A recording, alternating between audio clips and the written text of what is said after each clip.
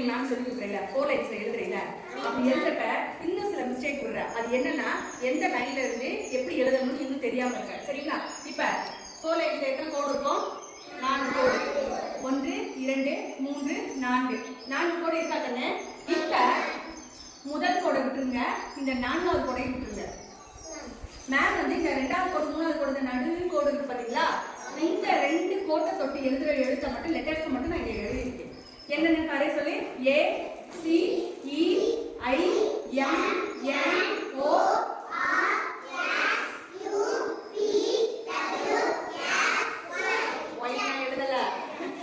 சரி இதெல்லாம் இந்த 2 கோட்டுக்குள்ளே தொட்டு எழுதுறது. இந்த 2 கோட்டை தொட்டு எழுதுற லெட்டர்ஸ். சரியா? இப்போ நீ இன்னைக்கு பிராக்டிஸ் என்னன்னா ஃபர்ஸ்ட் இந்த ரெண்டு லைனை மட்டும் டச் பண்ணி எழுதுற இந்த லெட்டர்ஸை நீ பிராக்டிஸ் பண்ற.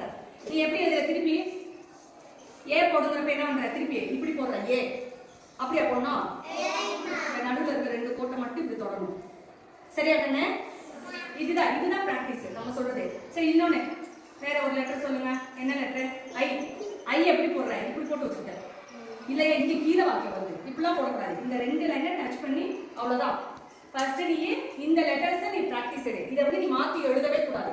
அதுக்கப்புறம் இருக்கிறது கொஞ்சம் தான், அதை நான் சொல்லி கொடுக்குறேன். எப்படி ஒவ்வொன்றா கத்துக்கலாம். சரிங்களா?